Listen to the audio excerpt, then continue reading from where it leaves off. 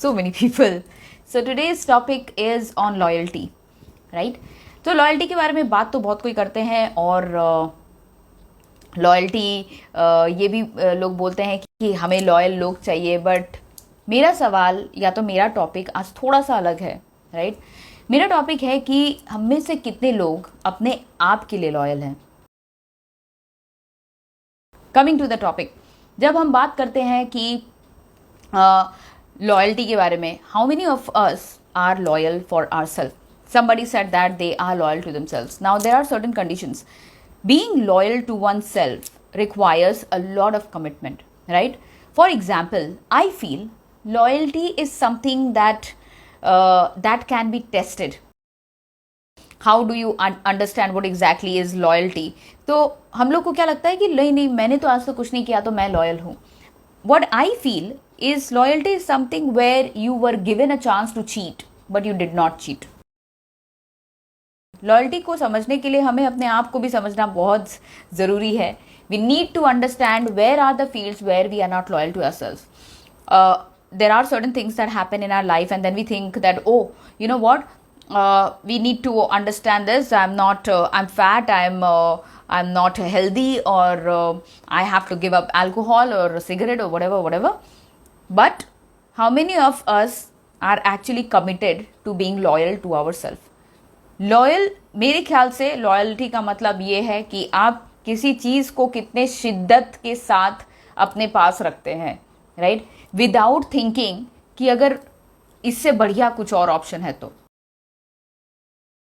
एक और चीज़ जो हम नहीं समझते या जो हम फेल हो जाते हैं समझने के लिए, कि हम उम्मीद करते हैं कि सामने वाला हमारे प्रति लॉयल हो, और हम ये सोचते हैं कि ये अगर वो कर दे then the person is loyal. But हमें ये नहीं लगता है, हमें ये लगना चाहिए कि why am I not loyal to my self.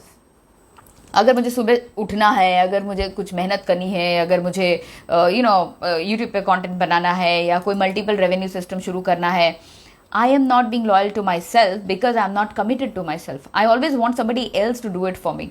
और अपने आप के साथ ये हार्श बात करनी ज़रूरी है, अपने आप के साथ ये टफ कॉन्वर्सेशन करना ज़रूरी है. कई लोग अपने मन में मान लेते हैं कि नहीं यार, अगर मैं ये करूँगी ना फिर लोग ये बोलेंगे, फिर लोग ये बोलेंगे. आपने पहले ही अपने फेल होने का फॉर्मूला ढूंढ लिया है, तो आप पास होने के बारे में कैसे सोचेंगे? क्यों ना हम ये सोचें कि अच्छा मैं ये करूँगी तो मेरा नेक्स्ट स्टेप ये होगा. तो जब अगर आपने में से किसी ने हिचकी मूवी देखा हो, there is this wonderful short phrase सनानी मुखर्जी यूजेस. शी सेज क्यों से बेहतर है क्यों नहीं, राइट? सो थिंक अबाउट क्यों नहीं, व्हाई नॉट.